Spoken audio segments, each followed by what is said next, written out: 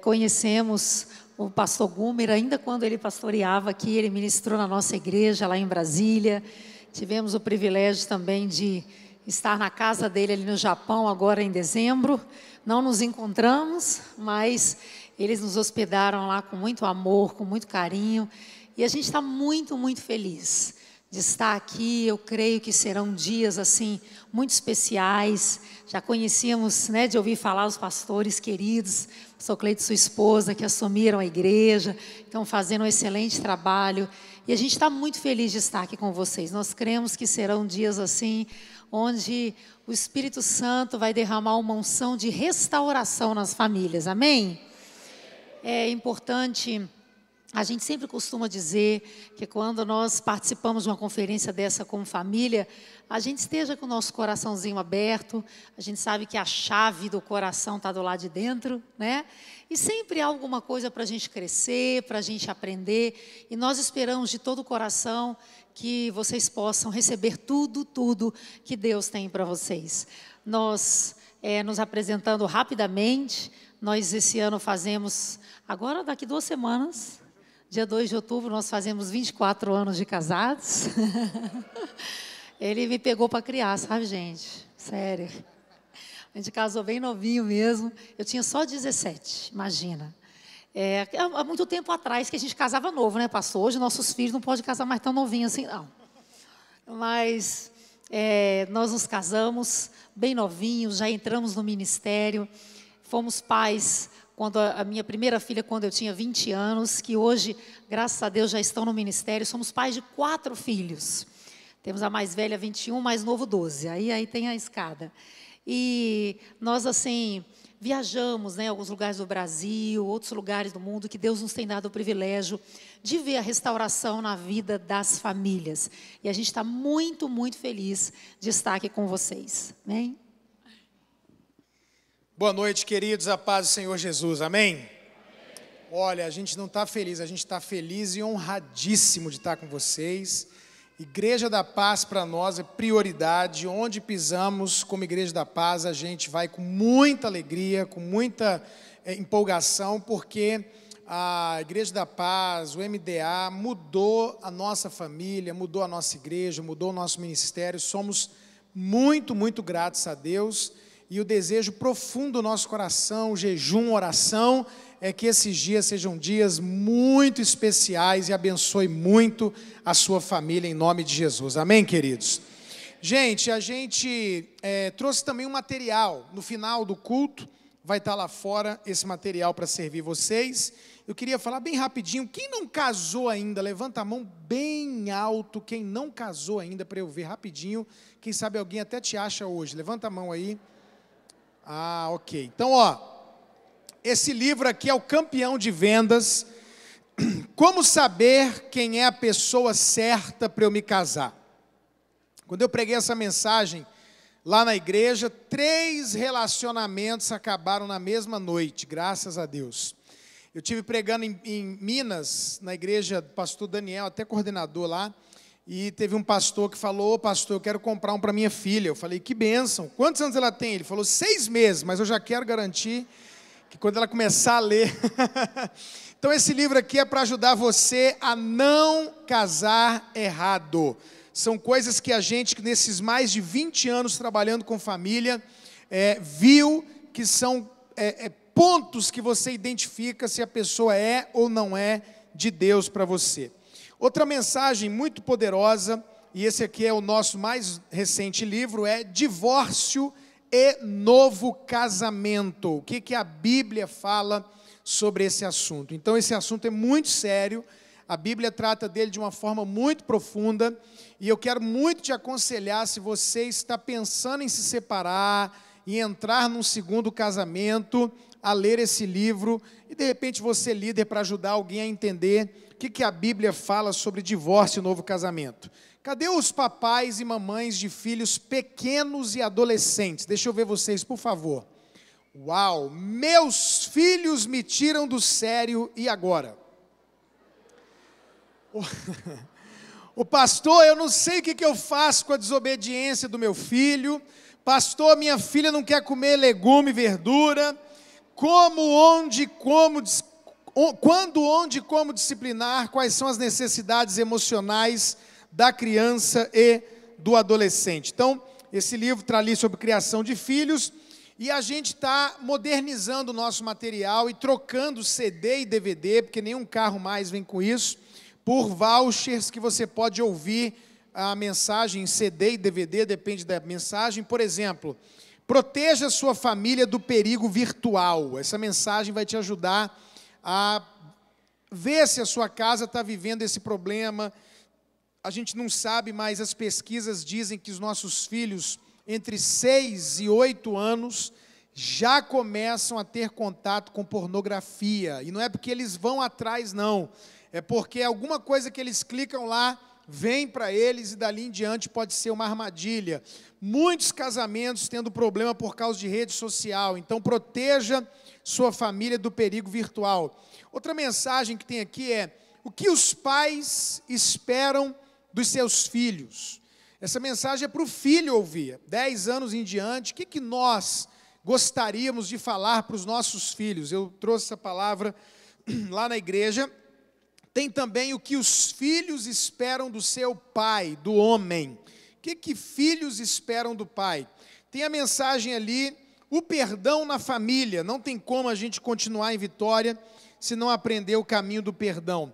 E tem algumas ali sobre liderança e até célula. Essa daqui é a final, porque eu não prospero. Pastor, eu dou o dízimo, dou oferta e não entendo por que minha vida não rompe. E aprendendo muito com vocês aí na Igreja da Paz e ouvindo uma mensagem do nosso querido pastor Sabá, eu ministrei uma palavra: o que faz uma célula se tornar atraente. Eu não sei se vocês vivem aqui, mas lá na igreja eu percebi que algumas células estavam ficando meio chatas. Tinha célula que nem o líder queria na célula dele mesmo. Aí eu falei: olha, a célula não tem pregador famoso, não tem cantor famoso, tem que ter coisas para que ela se torne atraente.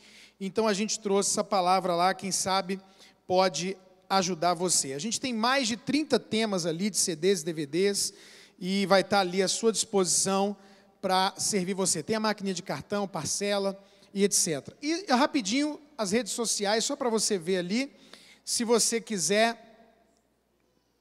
Ah, não colocou não? Então amanhã a gente fala disso. Vamos abrir a nossa Bíblia hoje, queridos, em Gênesis capítulo 29, como ter o casamento dos meus sonhos. Uma mensagem que serve tanto para quem já casou, como para quem pretende casar um dia. Mais importante ainda para quem ainda vai casar, porque vai saber como fazer o negócio. Como ter o casamento dos meus sonhos. Gênesis capítulo 29, a partir do verso de número 16.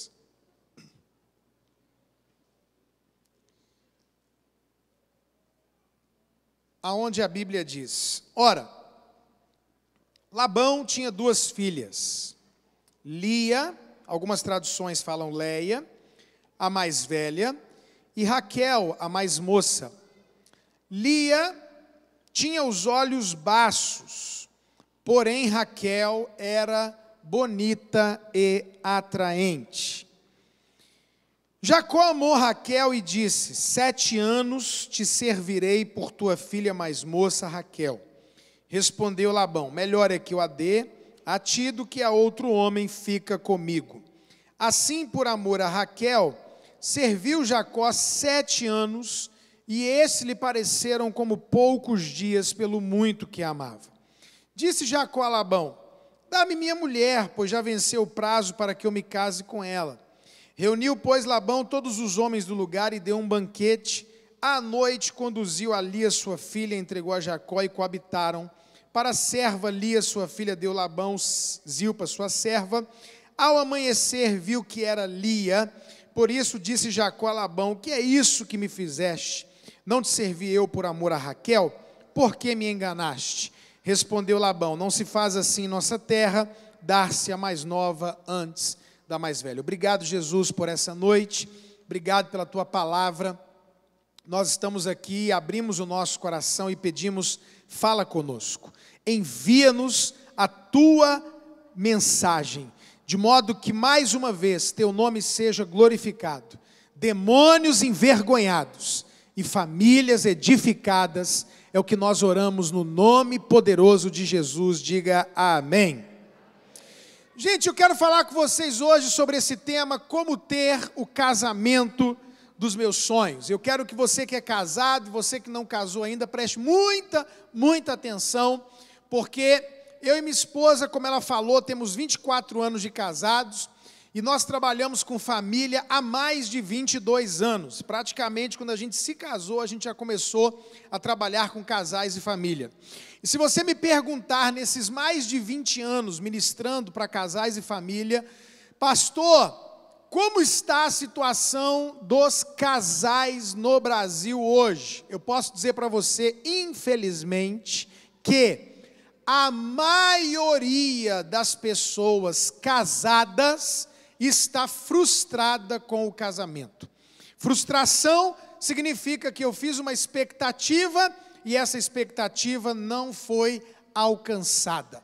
O que é a realidade da maioria das pessoas casadas, infelizmente? As pessoas estão frustradas com o casamento. E por que isso acontece, pastor? Porque, garotada que não casou ainda, há uma grande diferença entre o sonho e a realidade. Uma coisa é o que a gente sonha, pensa, imagina que vai ser o casamento, que vai ser viver a dois.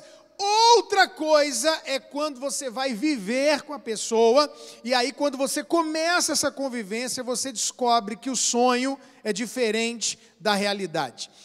Claro que os níveis de frustração são diferentes. A gente tem gente que estava com uma expectativa, por exemplo, de 10 coisas do casamento, encontrou 7. Tem frustração, mas é num nível pequeno. Mas, infelizmente, também a maioria esperava, um exemplo, 10 coisas do casamento, acabou encontrando 3, 4, 5, ou seja, o nível de frustração é grande.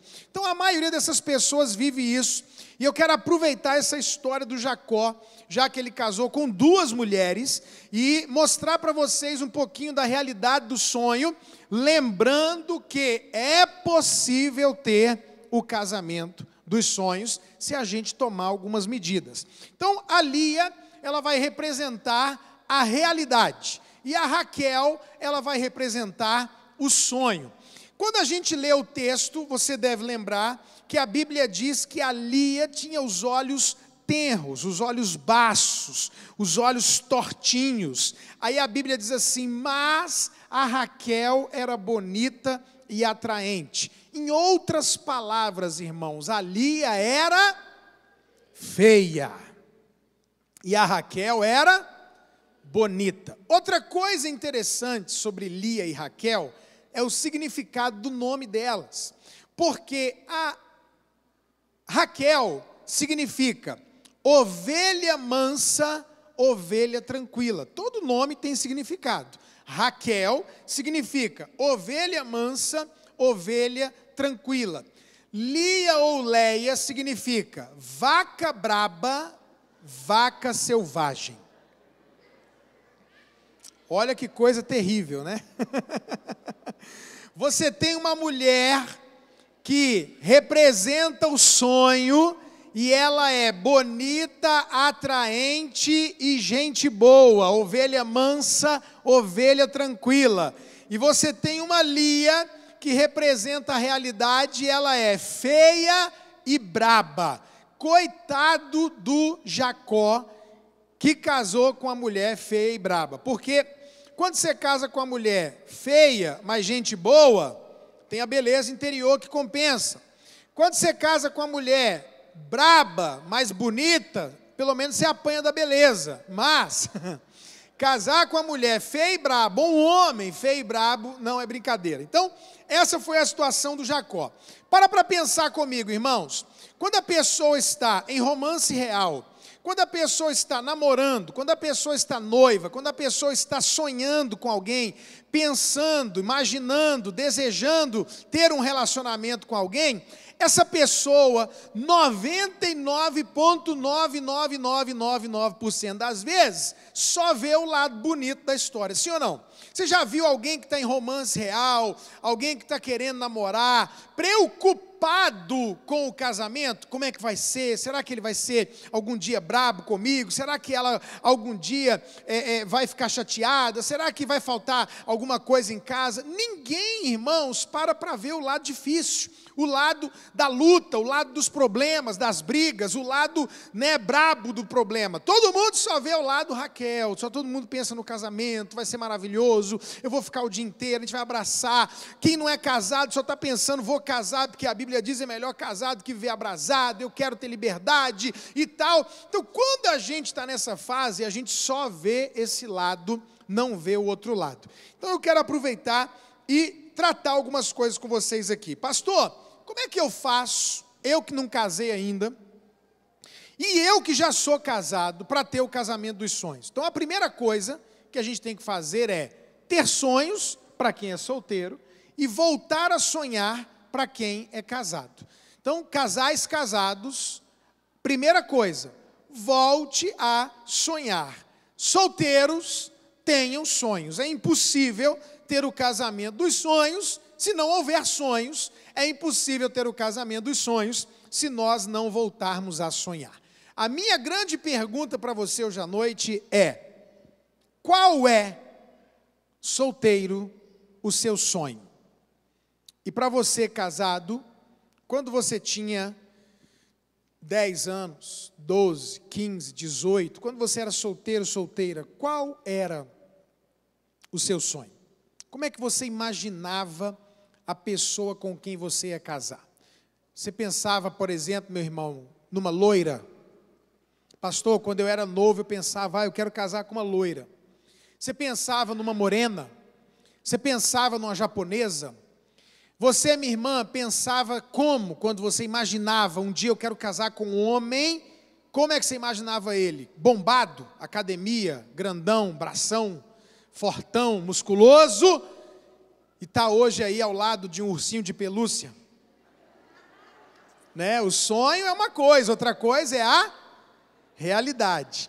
Como é que você sonhava fisicamente com essa pessoa? Pastor, eu sonhava com um homem alto, porque eu sou alta, eu queria um cara alto também. A minha filha mais velha, a Maísa, tem 1,70 m, eu acho que 4, ela é alta, e ela diz assim para mim: papai, eu quero casar com um homem que eu coloque salto e ele fique pelo menos do meu tamanho. Esse é o sonho dela, eu não sei qual vai ser a realidade.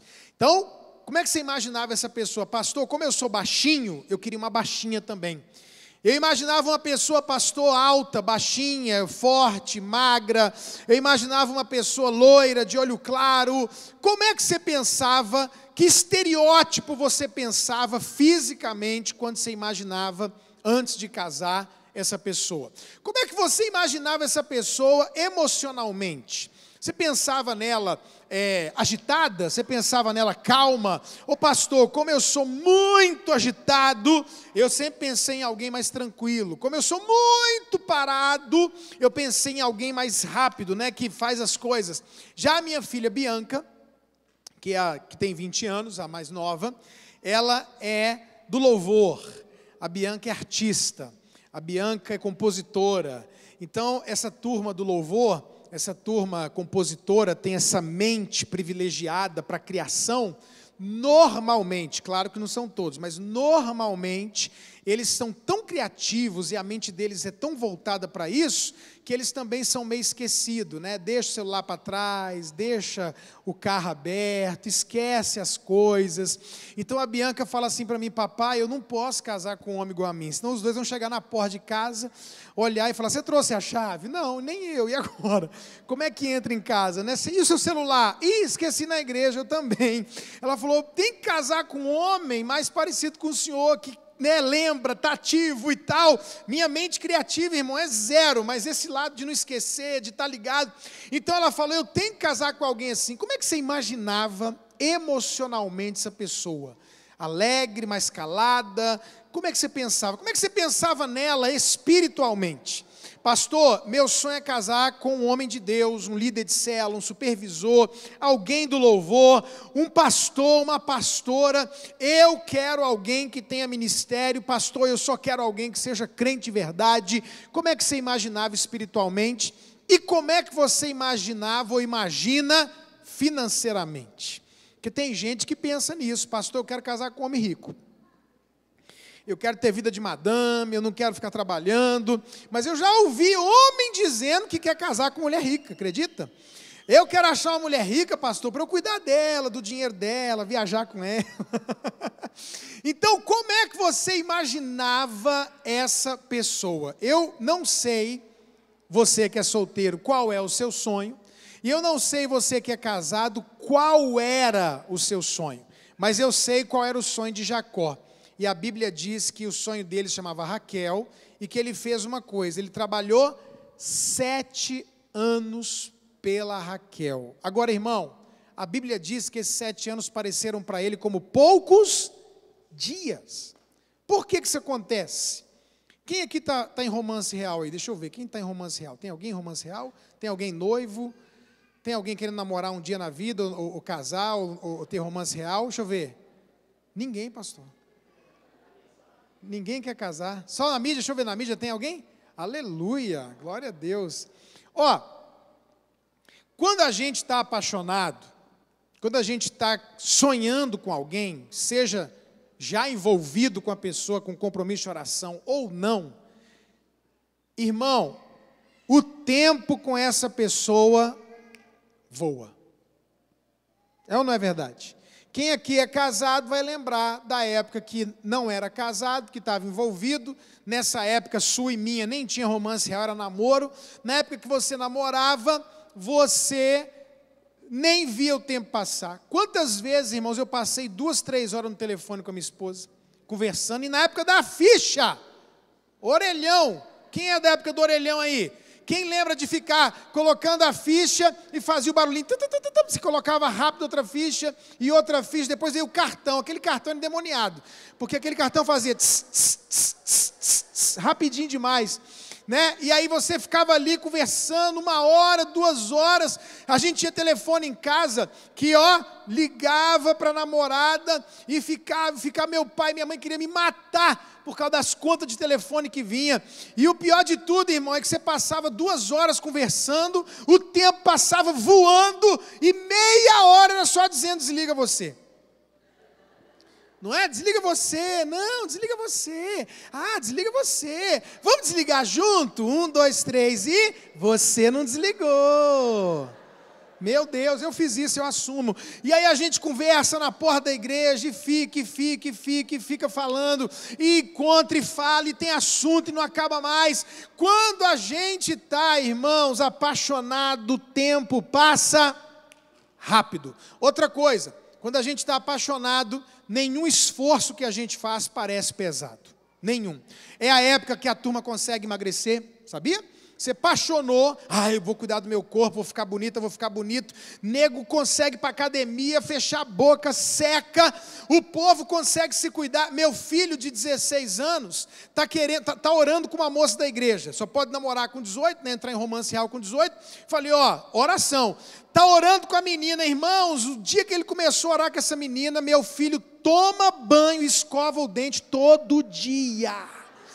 É impressionante. Acabou, a gente tem que mandar escovar o dente, tomar banho, toda hora está tomado banho, está perfumado, está com a boca limpa, está com o house no bolso.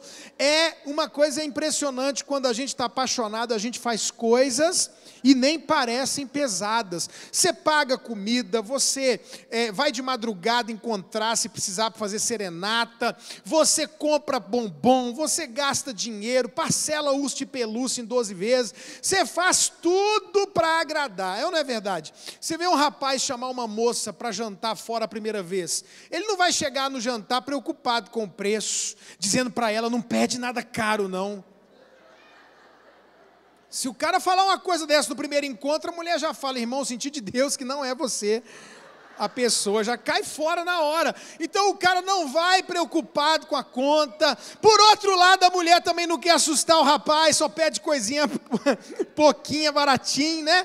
É uma coisa linda, tá todo mundo preocupado com a aparência, as moças capricham na arrumação, cabelo, maquiagem, brinco, cinta! Põe cinta, põe sutiã do milagre. E eu não sei se aqui em Barueri tem, mas deve ter. São Paulo tem tudo, né? Lá em Brasília inventaram um negócio, irmãs, que as mulheres têm usado lá, chama bundex. É um troço para aumentar o bumbum. Quer dizer, o cara vai casar enganado, né? Crente que a mulher tem um negócio que é disfarçando. Aí a mulherada compra o bundex, põe a cinta, põe o sutiã. Esses dias me contaram que uma mulher estava com o bundex fora do lugar. Ficou torto. Agora como é que você chega para a irmã na igreja e fala: irmã, seu bumbum está fora do lugar? Não tem como. A mulher ficou o culto inteiro com um trem torto aqui do bundex. Essa época a gente se cuida, a gente se preocupa com o corpo, a gente se preocupa com tudo. É uma época que a gente se esforça e isso não parece pesado, né? Imagina alguém aqui está envolvido com uma pessoa e a moça vira para o rapaz e fala: olha, eu tenho um voo amanhã. Guarulhos é mais longe que Congonhas? Lá em Guarulhos, e eu tenho que estar lá 4 horas da manhã. O que o rapaz fala? Eu te levo na hora. Pega um carro emprestado, leva a menina, chega lá, ele estaciona o carro, desce com ela, vai para a fila, vai lá no despacho de bagagem, põe a bagagem, vai lá pro portão, fica naquela, vou, não vou, ai meu Deus, a hora, eu te amo, volta logo, tchau. Pega o carro, vem trabalhar, passa o dia quebrado, mas isso não parece pesado. A gente se esforça para conquistar, para trabalhar, para ganhar, e isso é tranquilo. A gente faz um monte de coisa nessa época para conquistar. E foi isso que aconteceu com o Jacó. O Jacó, ele se apaixonou pela Raquel, e aí o Jacó começou a trabalhar pela Raquel, e ele está lá capinando, a Raquel passa, ele dá tchau, ele está tirando o leite de um animal, a Raquel vem dar água para o animal e para ele está sentado à noite, na hora da fogueira lá do jantar, e está a família, o povo e a Raquel conversando com ele, e o tempo voou, e ele trabalhou, e o trabalho, o esforço para conquistar o amor da vida dele não pareceu pesado, e os 7 anos pareceram poucos dias. Acabou esse tempo de trabalho, direito de casamento, o Labão convidou a família, amigo, parente, fez uma festona. Em Israel o casamento dura 7 dias, 7 dias de festa, de comida, de bebida, de dança, de alegria, e finalmente eles vão para a noite de núpcias, a lua de mel. Entram numa tenda, que eu acredito que o Labão fez um blackout total, não deixava entrar luz nenhuma. O Jacó entrou, uma noite maravilhosa de noite de núpcias, de lua de mel. E então, irmãos, no outro dia, quando Jacó acorda, e que ele olha para o lado, e que ele vê o Satanás na cama dele, que ele vê ali a vaca braba, horrorosa, esperando ver a linda e princesa Raquel, que à noite ele não viu porque estava tudo escuro, ele dá um pulo da cama, corre no Labão e pergunta: rapaz, que é isso que você fez comigo? Você me enganou, eu trabalhei pela Raquel e não pela Lia. Irmãos, isso acontece com muita gente. A gente se apaixona, a gente corre atrás da pessoa, e a gente se envolve, sonha e tal, e a gente então faz todo o processo. Se é em outros lugares é o namoro, se é na maioria das igrejas da Visão do MDA e da Paz, o romance real, e aí você faz aquele processo, e você ora, conversa com os líderes, faz o processo direitinho, e então você noiva, e então você casa.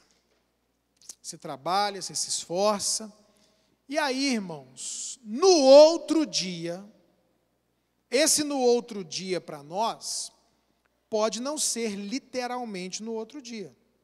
Esse no outro dia para nós pode ser uma semana depois, 1 mês depois, 3 meses depois. Mas em algum momento, vamos colocar isso no outro dia como um futuro próximo. No outro dia, a gente começa a perceber que o nosso sonho é diferente da nossa realidade. Tem gente que vai viver, ou viveu isso, literalmente no outro dia, porque fez uma expectativa, pensou, sonhou, imaginou como seria a primeira noite de sexo. Imaginou como seria a noite de núpcias, o primeiro momento. E literalmente no outro dia ele já pensa, nossa, foi completamente, ela pensa, diferente do que eu sonhei, do que eu imaginei. Algumas pessoas não vão ter problema nisso, mas no outro dia tem uma briga. E de repente a atitude de um ou de outro assusta. É um grito, é uma palavra dura, é uma atitude de não conversar, de dar um gelo na pessoa. De repente, no outro dia, você começa a descobrir coisas na parte espiritual da pessoa, emocional e física. De repente, no outro dia, você descobre, lembra que no outro dia é um futuro próximo, que essa pessoa gasta mais do que ganha, ela é descontrolada financeiramente. No outro dia, você descobre que essa pessoa, no namoro ou no romance real, ela falava ou parecia gostar de uma coisa, mas quando casou, você descobriu que ela não gosta e não faz aquilo, só fez naquela época. No outro dia, você descobre que essa pessoa tem problemas emocionais, depressão. Eu nunca imaginei, pastor. Meu Deus, esse meu cônjuge, homem ou mulher, bipolar, eu não sabia. No outro dia, queridos, a gente começa a descobrir coisas, a ver coisas que a gente não imaginava. Eu peguei o caso de um casal que é comum, já peguei vários, eu vou citar esse aqui, mas um casal que o cara gostava de saltar de rapel, mergulhar, e trilha, e andar a cavalo, e a namorada dele, com ele lá na trilha, mergulhando, saltando de paraquedas e tal. Quando eles casaram, que passou ali 1 mês e meio, 2 meses de casamento, ele falou, amor, semana que vem, estou vendo para a gente fazer uma trilha e tal. Ela falou, Deus me livre, eu odeio essas coisas. E ele levou um susto. E ela disse, não, eu fazia isso no namoro, para te agradar e tudo, mas eu não suporto, não vou de jeito nenhum. E esse casamento acabou. Eles não eram cristãos, a gente ouviu a história e tal, porque ele simplesmente falou, eu casei com ela por causa disso. E ela simplesmente casou e eu descobri que ela não gostava disso. De repente eu estive conversando com um casal, e esse já era crente, era até pastor, infelizmente, e a gente estava tratando e ajudando esse casal, irmãos, e de repente a mulher vira para mim e fala, pastor, esse homem eu conheci no altar, pregando, cantando, viajando, abençoando gente pelo Brasil, e nunca aqui dentro da nossa casa fez uma oração, um culto doméstico, uma leitura bíblica, ensinou nada de Deus para os nossos filhos. Pastor, esse homem ensinou para os nossos filhos, pergunta para os meus meninos aqui, tudo de UFC, tudo do time de futebol dele, mas eles não sabem nada de Deus, ele não é o homem de Deus que eu pensava que ele era. No outro dia, ela descobriu que ele não era tão crente como ela pensava. E a gente vai descobrindo, irmãos, coisas no corpo da pessoa, na alma da pessoa, no físico, nas emoções, no espiritual, no dia a dia. Nunca imaginei que ele pudesse falar isso comigo, nunca pensei que ela pudesse agir assim, nunca pensei que ele fosse ou ela valorizar mais a casa antiga do que a casa nova. Irmão, é tanta coisa que a gente pode falar. Eu só sei que muita gente mesmo, a maioria, no outro dia do casamento, leva um susto e pensa, meu Deus, essa pessoa é diferente do que eu sonhei e imaginei. E aí, sabe o que acontece quando as pessoas casadas vivem isso? Elas têm a mesma sensação que o Jacó. Qual foi a sensação que o Jacó teve? Casei errado. Qual foi a sensação que o Jacó teve? Fui enganado. E aí, quando isso acontece, por isso, solteiro, você precisa seguir o padrão do romance real, que é de Deus, e não esconder quem você é. A pessoa de Deus para você vai amar você do jeito que você é. Não fingir que é uma pessoa que na verdade você não é, só para conquistar e agradar. Aí, as pessoas, quando começam a viver isso no casamento, sabe o que acontece? Elas começam a sobreviver. Elas não vivem a promessa de Deus de vida abundante. Elas não têm um casamento gostoso. Perfeito? Não existe. Não existe casamento perfeito. Ninguém tem casamento perfeito. Mas casamento que vale a pena, casamento dos sonhos, é possível. Mas a pessoa não vive o casamento dos sonhos, mesmo sendo crente, mesmo sendo homem de Deus, mesmo sendo mulher de Deus, mesmo sendo de oração e de jejum, mesmo sendo pessoa de caráter. Isso não tem nada a ver com você ter sucesso ou não no seu casamento, no sentido de determinar. Claro que faz parte, mas não determina. E aí a pessoa pega, está vivendo aquela realidade difícil, e a sensação que vem o tempo inteiro é: só posso ter casado errado. Meu Deus, eu fui enganado, achei que ela era uma coisa, ela é outra, achei que ele era uma coisa, ele é outra, achei que casamento era uma coisa e é outra. E aí sobrevive, empurra, vai vivendo, vai sobrevivendo, vai levando do jeito que dá, e não está vivendo o propósito de Deus, que é ter uma família feliz, uma família abençoada e um casamento de sucesso. Por isso, eu vim dizer para você hoje à noite, em nome de Jesus, na primeira palavra desse seminário: volte a sonhar. Você pode falar para alguém perto de você: volte a sonhar. Para ter o casamento dos sonhos, tem que voltar a sonhar. Segunda coisa e penúltima: para ter o casamento dos sonhos, tem que assumir a responsabilidade. Você sabe, irmãos, que um grande problema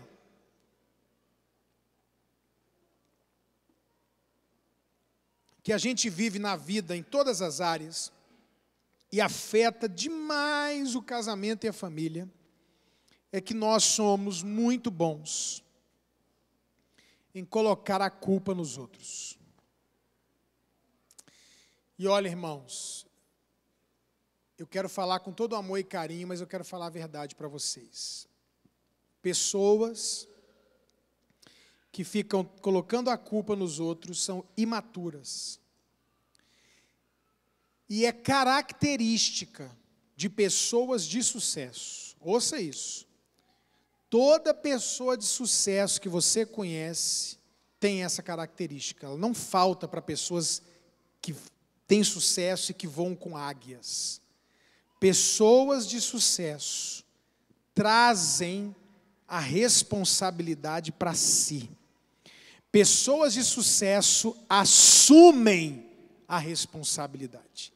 Pessoas que não têm sucesso e são imaturas ficam sempre arrumando um culpado. A gente é bom para isso. Então, quando Jacó acordou do lado da Lia, ele arrumou logo um culpado. Ele colocou a culpa em quem? No sogro, no Labão. Mas será que a culpa foi do Labão mesmo? Vamos lembrar o que a gente leu? A gente leu assim: o Jacó acordou ao lado da Lia, levantou, correu no Labão e falou: que isso que você fez comigo?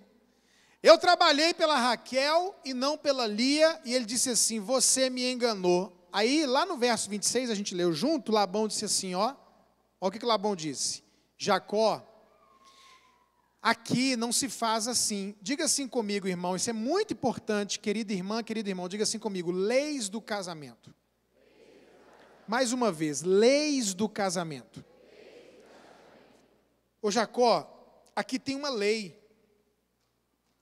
Não posso casar a mais nova antes da mais velha. A lei não permite que eu case a mais moça antes da mais velha. Você sabe o que é interessante, irmãos? Que o Labão fala isso para o Jacó, e o Jacó não fala nada. Por quê? Porque o Jacó não procurou saber as leis do casamento. Esse é o problema de muito rapaz e moça que não casou ainda. Eles casam porque estão apaixonados, porque acharam alguém bonito, porque acharam alguém interessante, e não procuram saber as leis do casamento. Quando eu casar, qual é a minha parte nessa história, qual é a parte dela? posso separar se não der certo, não posso separar, o que a Bíblia diz? E o Jacó não procurou saber as leis do casamento. Vamos fazer de conta que esse diálogo entre o Labão e o Jacó continuasse. E aí o Labão dissesse: ô Jacó, aqui tem leis, e a lei diz que eu não posso casar a mais nova antes da mais velha. Aí o Jacó dizia assim: poxa, mas eu não sabia. O que o Labão ia dizer para ele? Pensei que sabia, que você soubesse. Deveria ter procurado saber. Você, não sou eu que estou querendo casar. Aí o Jacó podia ter dito: mas você colocou ela lá sem falar nada. O Labão poderia ter dito: ô Jacó, eu pensei que em 7 anos ia aparecer um doido para casar com a Lia, mas não apareceu, então eu fiquei na minha. Aqui teve a parte errada do Labão. Quando ele viu que não apareceu ninguém para Lia, ficou caladinho e empurrou a Lia no Jacó. Mas o Jacó deveria ter procurado saber quais eram as leis do casamento. Então ele correu para colocar a culpa no Labão, mas o Labão falou: eu fiz a minha parte errada, mas você também, garoto, porque você não sabia quais eram as leis. Vocês aqui, tem o pastor de vocês, que foi pastor aqui, que está no Japão, tem o pastor Timóteo lá, que também é pastor da paz lá no Japão. Eu estive no Japão 2 vezes, e sabe o que me falaram lá? Quando casa um japonês lá no Japão, um casal, seja japonês ou não, mas casou no Japão, leis do Japão do casamento, separou, tem filhos, foi para o juiz. Olha só, o juiz pergunta para o homem, não para a mulher não fala nada: você quer ficar com os filhos? É o homem que decide, não é ele, não é a mulher, é o homem. Eu quero ficar, acabou. Eu não quero ficar. Mesmo se a mulher não quiser ficar com os meninos, ela tem que ficar. Porque a decisão é de quem? Lá no Japão é de quem? Do homem. Aí o homem diz assim: não, eu não quero ficar com os meninos. Tá bom, então vai ficar com a mãe.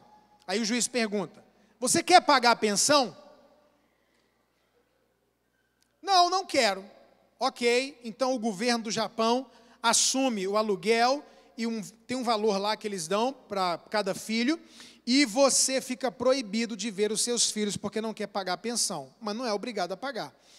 Você quer pagar a pensão? Quero. Então você vai pagar a pensão e você vai poder ver seus filhos tal e tal dia. É assim que funciona. Aí, irmãos, vai uma brasileira para o Japão, casa com um japonês, tem filhinho japonês, e aí depois resolve separar, chega lá no juiz, crente que está chegando aonde?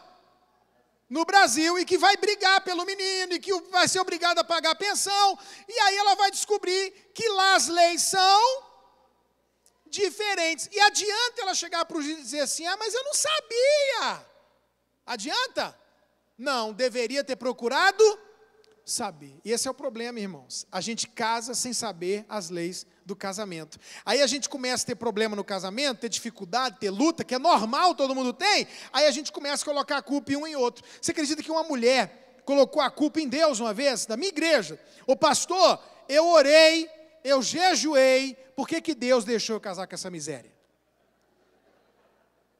Porque, em outras palavras, ela estava dizendo o quê? Como eu orei e jejuei, Deus não podia ter deixado eu casar errada na cabeça dela. É tipo assim: Deus é o culpado. Olha só, colocando a culpa em Deus. Aí outra vem e coloca a culpa em quem? No Satanás. Foi o diabo que me deu essa mulher, foi o diabo que me deu esse homem. Gente, põe a culpa no pastor e na igreja. Falaram assim para mim: o senhor sabia como ele era, por que o senhor não me avisou? Eu falei: Eu não sabia que ele era assim, eu nunca casei com ele, nunca morei com ele, nunca dormi com ele. Ô pastor, o senhor não é homem de Deus, não? Eu falei: sou. E por que o senhor não teve uma revelação que não era ele, o homem de Deus, para mim? A culpa é minha, a culpa é do pastor. Porque o povo quer arrumar um culpado, entendeu? Eu vi uma piada na internet, irmãos, e é pura verdade. A mulher ligou para o marido e perguntou: amor, você não está sabendo da novidade? O marido falou: não, o que foi? Você não soube o que aconteceu? Ele: não, o que foi? O pastor que fez o nosso casamento morreu. O cara falou: aqui se faz, aqui se paga. Quer dizer, na cabeça dele, a culpa é do... O Jacó botou a culpa no sogro. E sabe quem é que não escapa, pastor Cleiton? É um casal que você vai aconselhar. Aí você pergunta para o cara: qual o problema, meu irmão? Ele fala: é ela. Aí você fala: o que foi, querida? É ele. a gente sempre arruma um culpado. Deixa eu te falar uma coisa. Você está fazendo a sua parte? Você que está solteiro, está disposto a fazer a sua parte? Você sabe qual é a sua parte? Você quer ver uma coisa? Segundo as leis do casamento, na Bíblia, palavra de Deus, livro de regra, fé e prática, a inerrante palavra de Deus. Segundo as leis do casamento na Bíblia, vamos ver se as mulheres estão fazendo o que tem que fazer e os homens estão fazendo o que tem que fazer, e se as solteiras estão dispostas a casar, depois de ouvir o que eu vou falar. No grego, no hebraico, no inglês, no português, a Bíblia diz, isso é lei do casamento, mulheres, sejam submissas aos seus maridos. Mas sabe o que acontece? As mulheres batem de frente, não respeitam. Eu estou ouvindo toda hora, sabe o quê? O dinheiro é meu, eu que trabalho, eu que compro, eu que pago. E, irmãos, eu estou vendo cenas ridículas nas casas, tipo assim, quem comprou essa mesa fui eu, aí o cara, e quem comprou a cadeira fui eu, aí um não senta e um não usa a mesa. E esse é o meu dinheiro, e aquele é o meu dinheiro, eu vou te emprestar, depois você me paga. Não vou emprestar para ela não, pastor, que depois ela não paga. Irmão, as mulheres não respeitam e brigam. E deixa eu te falar uma coisa, minha filha, você não casou não? Casei não, pastor. Então saiba de uma coisa, tem dois tipos de homem, irmã, que não casou. Quem já casou, já era. Mas quem não casou ainda, ouça, tem dois tipos de homem, o cabeça e o cabeção. Se você casar errada, minha filha, você vai ter que seguir o cabeção. Sabe o que acontece, gente? A mulher não respeita, a mulher não segue, a mulher não sabe. Uma moça falou para mim, pastor, não quero ninguém mandando na minha vida. Eu falei, então não case. Você quer mandar na sua vida? Quero, então não case. Pronto, não tem problema. Agora, casou, a Bíblia diz que tem que ser submissa. Submissão é subserviência? Não. Submissão é o homem ficar gritando com a mulher, mandando, levanta, agora senta. Não. Isso não é submissão. Submissão é entender que existe uma missão que é a do homem, uma missão que é da mulher. A missão da mulher está abaixo da missão do homem, que tem um líder na casa, que tem um cabeça, que o casal vai sentar, vai procurar um acordo. Olha, a gente vende a casa ou não vende? Eu acho que tem que vender, eu acho que não tem que vender. A gente muda de cidade? Eu acho que tem que mudar, eu acho que não tem que mudar. Vamos orar sobre isso? Vamos consultar pessoas? Vamos pegar a nossa liderança, a opinião delas? E a gente ora e a gente conversa, pega conselho, e no final da história a gente chega num acordo e a gente toma uma decisão juntos. Mas existem momentos na vida em que não se chega a um acordo, e quando não se chega a um acordo, e deve ser exceção, quando não se chega a um acordo, quem é que tem a palavra final dentro da casa, segundo as leis do casamento na Bíblia? Quem? O homem! É o homem! Mas aí eu vejo as mulheres nessa disputa de liderança, querendo mandar, não respeitando. E aí, irmã, você não faz a sua parte. O casamento não é dos sonhos, mas você, em vez de falar, vou fazer a minha parte, arruma um culpado. Agora, eu falei que as mulheres não são submissas, eu falei que as mulheres estão enfrentando o marido, batendo de frente. Tem algum marido que gritou, agora não adianta mais. Amém, pastor, é isso aí. Não, por quê? Porque se falar, a mulher vira e fala, psh, quieto, rapaz. Que está tudo dominado, irmão, eu sei que está. Mas eu sei que tem alguns homens aqui que por dentro estão soltando fogos. Por dentro estão dizendo, esse pastor é o cara mesmo. Meu Deus, obrigado, Jesus. Fala com ela, meu Deus. Mas assim, só lá dentro. Estão quietinhos dizendo, oh meu Deus, já valeu esse congresso, Senhor, obrigado. Meu irmão, essa é a parte da mulher. Mas do mesmo jeito que você está feliz, recebe agora a sua parte também. Olha o que a palavra de Deus diz. mulheres, sejam submissas aos seus maridos, como a igreja é submissa a Jesus. O padrão de Deus para a mulher é a igreja. E a igreja erra e falha com Jesus. A igreja, ela erra e falha, por mais que ame e se submeta.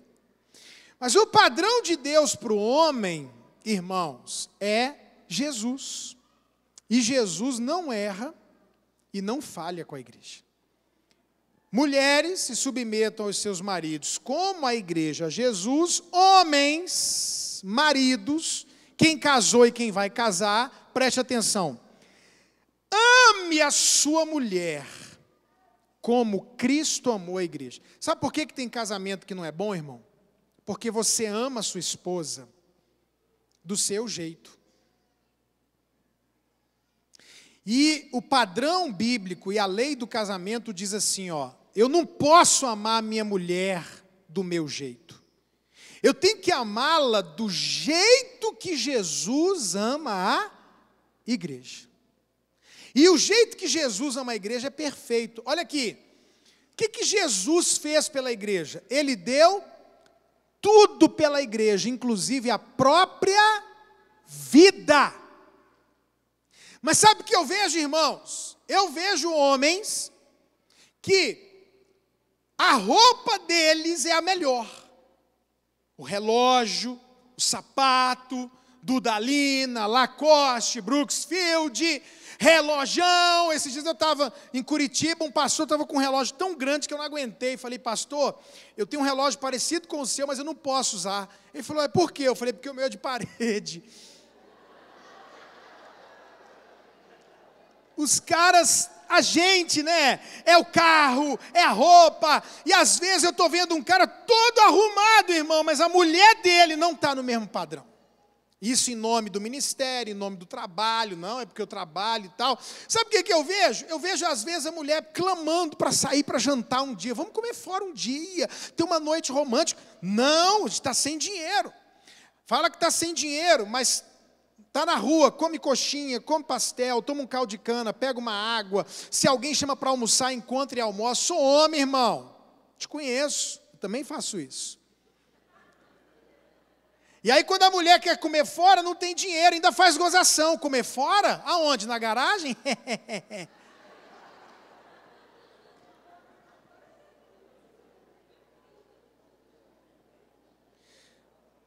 Vai para o estádio, joga a bola, R$10 toda quarta-feira, ou toda segunda, ou toda sexta, compra a camisa do time de R$150, mas a mulher está com as calcinhas furadas no varal. É, irmão. Olha aqui, Tem 2 carros em casa. Tem 2 carros em casa. Um Corolla e um Palio. Quem é que está andando de Corolla, irmão? Porque segundo as leis do casamento na Bíblia, ou você vende os 2 carros e compra 2 carros equivalentes, ou então o melhor carro é da mulher. Claro, lógico. Ô pastor, eu quero segurança para sair daqui hoje, viu? Jesus, se tivesse um Corolla e um Palio, ia dar o Palio para a igreja, irmão? Sim ou não? Não, ele ia dar o que para a igreja?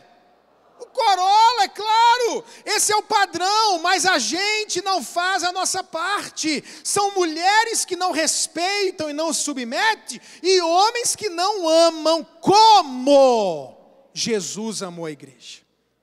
Não é do meu jeito, é como Jesus amou a igreja. Aí o casamento não é o casamento dos sonhos, mas a gente não tem o casamento dos sonhos, a culpa é dele, a culpa é dela, a culpa é do meu sogro, a culpa é de Deus, a culpa... Não, eu não estou fazendo a minha parte. Eu preciso primeiro fazer a minha parte, assumir a responsabilidade. Deixa eu falar uma coisa para vocês, irmãos. A Bíblia diz, esquecendo-me das coisas que para trás ficam. Sabe o que é isso? Ah, pastor, eu sou assim porque eu não tive pai, eu sou assim porque eu não tive mãe, eu sou assim porque eu não tive dinheiro, eu sou assim porque eu não estudei, eu sou assim porque meu pai nunca me abraçou, eu sou assim porque eu fui violentada. Deixa eu te falar uma coisa, o passado de cada um de vocês e o meu, a gente pode contar. Eu não sou filho de crente, eu usei droga, fui preso, minha mãe e meu pai separaram. Pensa no inferno. Joyce Meyer foi violentada pelo pai 15 anos. É uma mulher bem casada, com filhos de sucesso, riquíssima, com livros vendidos no mundo, conhecida nos 5 continentes, manda toneladas de comida para a África, uma mulher da televisão. Por quê? Porque não ficou colocando a culpa em ninguém e nem no passado. Vamos lembrar? Esquecendo-me das coisas que para trás ficam, eu avanço para o que tem diante de mim. Por favor, vamos parar de usar muleta, vamos parar de ficar justificando e colocando a culpa, meu pai, minha mãe, meu passado, isso e aquilo, porque eu também tenho minha história, cada um tem a sua, irmão. A Joyce Meyer tem a dela, e nem por isso eu parei, nem por isso ela parou, e nem por isso você parou. Deixa para trás, esquece isso aí, o sangue de Jesus tem poder, e agora assuma a responsabilidade. Eu não tenho nada que eu possa fazer sobre o meu passado, mas eu posso assumir a minha responsabilidade aqui. Ah, a igreja está fria, a igreja é isso. Então vai ter um avivamento, você dentro do seu quarto ajoelhado, irmão. O que te impede de ser cheio do Espírito Santo lá no seu quarto? Ah, mas a culpa é da célula, é do líder. Não é não, assume a responsabilidade. Vieram me dizer assim, pastor Cleiton, aqui na igreja ninguém visita. Eu falei, então visite você, criatura. Ah, porque não tem amor, então ame, miserável. Fala para a pessoa perto de você, a responsabilidade é sua.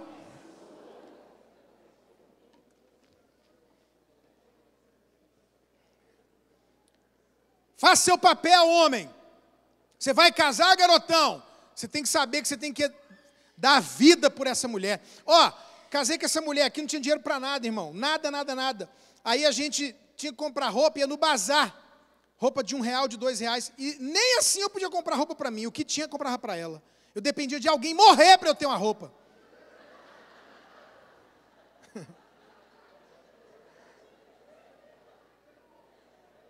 O meu pastor pessoal se chama Laudo Jair Guerra. Tem 2 metros e tanto de altura.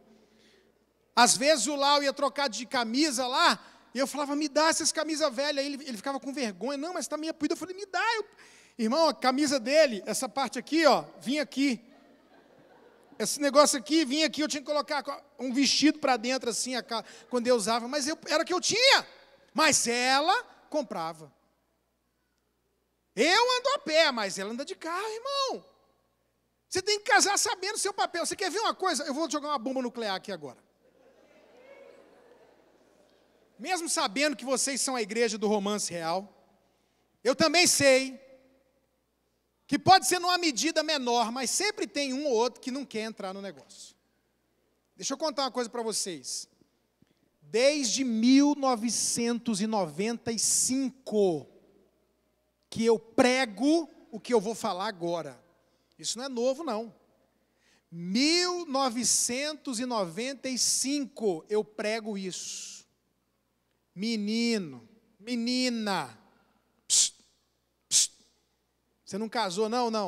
Não beije na boca, criatura. O senhor proíbe, pastor? Eu não. Deus falou, você aponta o caminho, mostra onde tem pasto verde e água tranquila. Vai quem quer, mas eu falo. Você não casou, não, você está namorando, romance real, está noivo, não beije na boca. Por quê? Porque eu não acredito que você vai beijar na boca e não vai ficar excitado. Eu não acredito que você vai ligar em cima e não vai esquentar embaixo. Não acredito. E teve uma menina uma vez que falou para mim, pastor, pois eu beijo na boca do meu namorado e ele não sente nada. Eu falei, então acaba esse namoro. Que essa coca é Fanta, menina.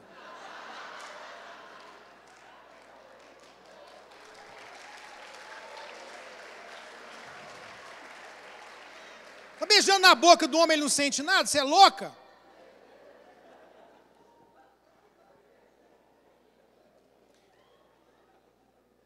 Pesquisa, mais de 80% dos namoros de crente são iguais ao de não crente. Passam dos limites, infelizmente. E uma das razões é essa, é normal. Que isso? Que isso, pastor? Não beijar na boca, é absurdo. Não beije, porque você vai acabar dando lugar à carne. Sexo é uma bênção de Deus, é bom demais no casamento. A Bíblia diz, não falando de sexo, mas serve para esse assunto. A Bíblia diz, a posse antecipada de uma herança, no fim não será abençoada. O que é herança? É meu direito, mas não é hora de pegar. Aí a gente fala para a meninada, não beije na boca. O que eles fazem? Beijam. Não faça sexo. O que faz? Faz sexo. Ó, me acompanha. Casou. Encontro de casais. Toda hora, 2 vezes no mês eu estou no encontro de casais, em algum lugar. Romântico, Caldas Novas, praia, hotel em Gramado, cruzeiro, encontro de casais, estão lá os casais. Olha aqui, eu falo assim, irmão, gente, dei uma palestra sobre sexo. Dá um beijo na boca da sua mulher. Sabe o que os caras casados fazem? Não, isso não é um Satanás, irmão. Isso é o Satanás, que você fala para o povo não beijar, beija. Aí você fala para o povo beijar, não beija. Agora você pode meter a língua aí, meu irmão. Agora é a hora, embolam uma língua na outra, cruzam a língua na outra, mete a língua na garganta dela. Mas os caras casados não querem beijar de língua. Só pode ser o Satanás, irmão. Gente, não beija na boca, está repreendido. Que é isso, pastor? Beija. Casou, beija. Faz sexo não, gente. Faz. Casou, parou. Cansou. Adoeceu. Deixa eu contar uma coisa para quem é casado e para quem é solteiro. Isso aqui não sou eu não, irmão. Se você me ouvir pregar, você vai definir exatamente o que eu estou falando da minha cabeça, porque eu sempre vou dizer isso aqui, a Bíblia diz. A Bíblia diz. A mesma Bíblia que proíbe o sexo antes do casamento, proíbe negar sexo depois de casado. Toda mulher solteira antes de casar tem que saber isso, e todo homem também. E todo homem casado e toda mulher casada que diz não à luz das leis do casamento na Bíblia está pecando. Que isso, pastor? Eu nunca li, mas está escrito. Sabe o que a Bíblia diz? Viu, solteiro? Depois que casa, 1 Coríntios capítulo 7, a Bíblia diz, Deus falando, casou, casei, seu corpo não é mais seu. Você tem dono. Sabe o que a Bíblia diz? Não vos priveis um ao outro. É isso que está escrito. Está escrito. Tem o livro lá para você tirar todas as dúvidas. Não tem como. A gente pode discutir aqui divórcio, novo casamento, quando pode, quando não pode, que a discussão é grande, mas sobre isso está claro. Então, a pessoa casa sem nem saber dessa lei. Nem sabe que ela existe. Aí o casamento não é o casamento dos sonhos. Por quê? Porque não cumpre a sua parte. Eu vou dizer mais uma vez, assuma a responsabilidade, faça a sua parte e você vai ter o casamento dos sonhos. Quem entendeu, diga amém. Terceira e última coisa. Quer ter o casamento dos sonhos? Volte a trabalhar. Isso aqui é muito tremendo, irmãos. Olha lá. O Jacó casou, acordou ao lado da Lia, essa era a sua realidade agora, não era o sonho que ele tinha, que era Raquel. Ele correu no sogro para reclamar, o sogro explicou para ele que existiam leis do casamento, e agora o sogro faz uma pergunta, e essa é a pergunta para você. Você, senhor Jacó, gostaria de ter a Raquel? O senhor Jacó, o senhor gostaria de ter o casamento dos seus sonhos? E o Jacó disse, sim, eu gostaria. E o que o Labão falou para ele? Vai ter que trabalhar mais 7 anos. Você sabe, irmãos, que esse é o grande problema. Você encontra um rapaz que casou, 2 anos depois ele engordou absurdamente. Aí você fala para ele, rapaz, você engordou demais. Sabe o que ele fala? Casei. Já casei. Sabe qual é o espírito que está por trás disso? Não preciso mais me cuidar. Estou casado. Esse é o problema. Nós trabalhamos para casar. Trabalhamos para conquistar a pessoa. E depois paramos de trabalhar. E o Labão disse assim, Jacó, você está casado com a realidade. Você quer o sonho? Quero. Então volte a trabalhar. A gente orou antes de casar, irmãos.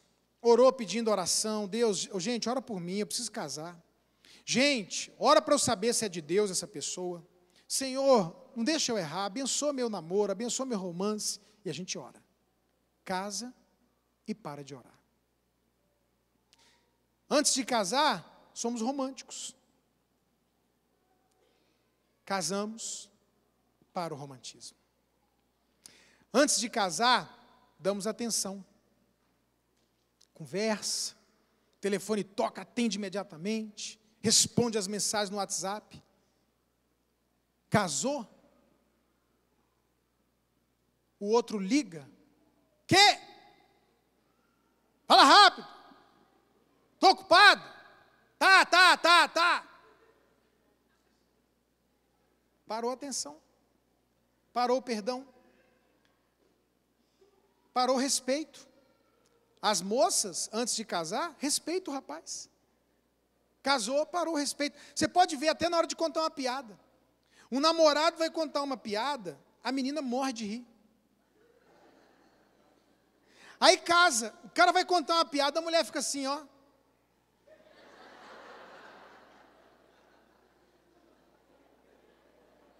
Parou o respeito. Parou o carinho. Parou o namoro. Parou a paixão. Aí agora não tem mais cuidado com o corpo. Engorda. Ou, seu marido se importa de você estar fora do peso, irmão? Pastor, meu marido importa com isso. Volte a trabalhar. Volte a se cuidar. Você brecha demais da conta, porque o homem, ele se motiva pelo que ele vê. Não, pastor, meu marido realmente não liga. Tem homens que não ligam. Tem mulheres que não ligam. Pastor, não liga, meu marido tem engordado. Mas tem mulher que liga. Se um ou outro se importa, volte a trabalhar, volte a se cuidar. Sabe o que acontece, irmãos? Antes de namorar, todo mundo é educado. Antes de casar, todo mundo é educado. Você já viu alguém namorando, alguém em romance real, ficar rotando e peidando na frente do outro? Não, já viu? Está na mesa, cara, terceiro encontro.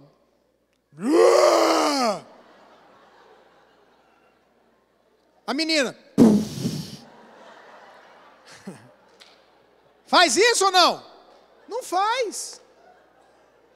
Aí casa, vira uma rotação, a peidação dentro de casa, irmão. Bagunça tudo, é feijão na boca. Antigamente a gente falava para as mulheres, irmã, depila. Hoje eu estou vendo mulher de cavanhaque, de barba. Pelo amor de Deus, é de arrepiar.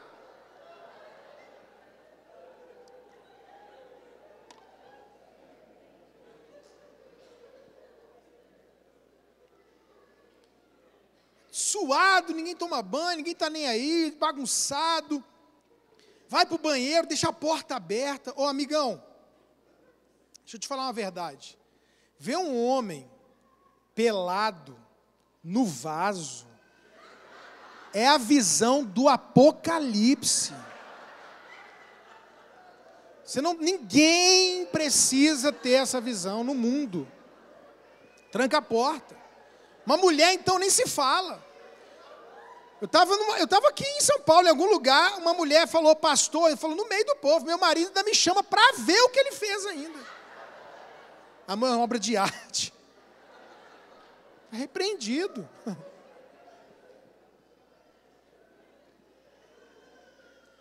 Aí não tem mais cuidado, ninguém mais se cuida.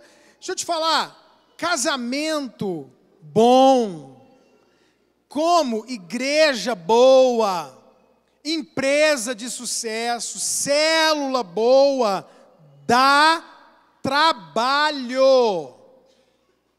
Dá trabalho. Quando Deus falou com Josué, Josué, você quer entrar em Canaã? Quero, é a terra que mana leite e mel, é a terra da promessa. Você quer Canaã, Josué? Quero. O que Deus falou? Então você vai ter que se esforçar. Tem gente que acha que recebe a promessa para deitar e esperar a promessa chegar. Não! Se você vai entrar em Canaã, eu estou te dando, vou estar com você. Mas não sou eu que vou derrubar os gigantes, não, Josué. É você que vai derrubar os gigantes. E é você que vai se esforçar para entrar na terra que eu estou te dando.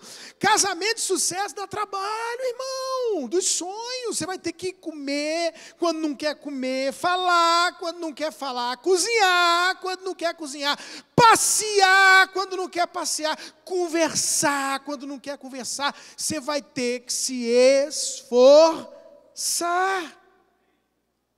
Volte a trabalhar. Volte a fazer o que você fazia. Sua prioridade é sua casa, sua família, número 1, só abaixo de Deus. É a sua mulher, o seu marido, é a sua casa. A Bíblia diz para o jovem, está escrito, solteiro, sua prioridade são as coisas do Senhor. Casado, sua prioridade são as coisas de casado. Essa é a sua prioridade, antes de tudo. Volte a trabalhar e a cuidar da sua família, da sua esposa, do seu marido, a ser a pessoa dos sonhos. A ser a pessoa dos sonhos.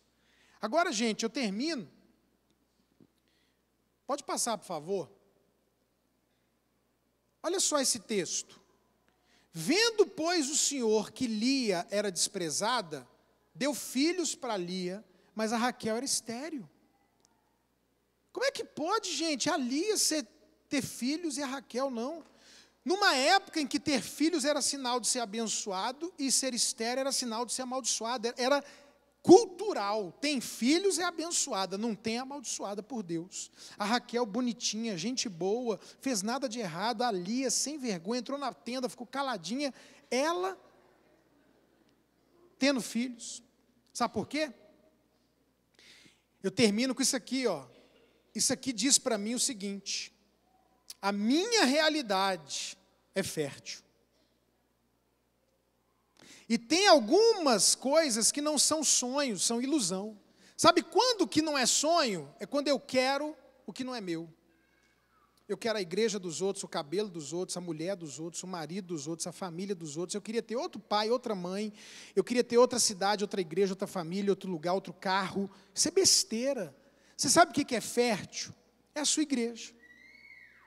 Não adianta você querer ser da igreja de Santarém, da igreja lá de São Paulo, de Brasília, de Boa Vista. Fértil é aqui, ó, onde você está. Quem é fértil? É a sua esposa. Essa é a sua esposa. Aquela minha ali, ó, não é fértil para você. Ah, eu queria. Isso é bobeira. Fértil é a sua mulher, fértil é o seu marido. Fértil é o seu emprego. Você come dele. O pastor tem um carro lá fora que é uma Hilux SW4, tem um Corolla, o meu é um Uno. Seu Uno é fértil para você. Não é ele que te leva nos lugares? Agora vai você, porque tem gente ali fora com carro importado, ficar com raiva do seu e tacar fogo. Você vai andar a pé, bobão. Fértil é o seu carro. Você pode lutar para torná-lo um sonho amanhã, mas esse carro, o colchão, irmão, de R$12 mil é o meu sonho. Aquele colchão que muda o pH, que esquenta, que treme, que te abraça quando você está carente. É o meu sonho aquele colchão. Mas eu não tenho aquele colchão, meu colchão está lá na minha casa, rasgado, mijado, mas é o meu colchão. Eu durmo nele e ele é fértil para mim. A minha igreja não é grande igual a de vocês, mas ela é fértil para mim, é a minha igreja. Eu não tenho a unção do A, do B, do C, do pregador H, J, Y, mas a minha unção, o meu chamado e o meu ministério é fértil para mim. Não adianta eu querer ser outra pessoa e nem ter o que o outro tem. Para de querer o que é dos outros, para de querer o que não é seu. O que é seu é fértil, o que é dos outros é estéril.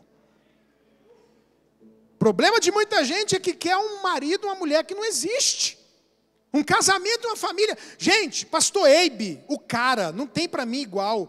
O pastor Cleiton eu nem conheço direito, mas eu posso falar sem medo. Eu, Sabal, Geraldo, quem você falar na terra, todo, Cláudio Duarte, José Gonçalves, Luciano Subirá, todo mundo tem problema. Todo mundo tem luta, todo mundo tem tentação, todo mundo tem suas dificuldades familiares. E no casamento, não existe casamento mulher, homem perfeito. Para com isso. É uma visão de Branca de Neve, de Cinderela que o povo tem. Ninguém mostrou a Branca de Neve 10 anos depois de casada, mostrou? Não. Ninguém mostrou, só o Shrek. Ali você pode assistir, é verdade. Que é uma coisa que não existe. Aí, claro, não tem homem que satisfaça, não tem mulher que satisfaça, porque quer uma coisa que não existe. Uma moça chegou para mim e disse, pastor, eu vou casar e o homem que eu quero, olha o padrão, eu quero um homem loiro, olho verde, 1,85 m, Tribunal de Justiça de Brasília, já tem carro, casa, homem de Deus, carioca e virgem. Falei, minha filha, até eu quero esse menino aí. Cadê ele? Só carioca e virgem já sobrou uns 5 que não é assim. Tá doida? Tá lá 40 anos, não casa, porque quer uma coisa que não existe. Você tem problema? Pastor, tem, eu também tenho, irmão. Agora, o que você vai fazer? Parar de sonhar com besteira, porque isso é ilusão. Sonha benção, ilusão é maldição. Parar de sonhar com besteira, que tem ilusão, e sonhar em tornar a sua realidade o seu sonho. Essa realidade está do seu lado. Como, pastor? Com esforço, voltando a trabalhar. Amém? Vamos fazer uma oração? Fica de pé no seu lugar.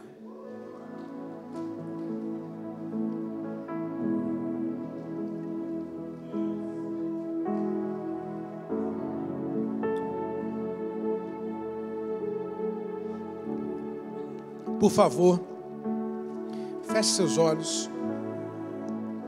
E antes que a gente ore por você, eu queria que você mesmo orasse. E eu queria que você oferecesse uma resposta para Deus do que você ouviu hoje. Qual parte dessa palavra tem a ver com você? Pastor, falar a verdade. Olha, eu estou aqui na célula, na igreja, uma bênção, mas eu tinha desistido de sonhar com o meu casamento. Estava sobrevivendo, levando. Briga, misericórdia. Até no MDA eu não estava falando mais porque achava que não tinha jeito. Volte a sonhar. Volte a sonhar.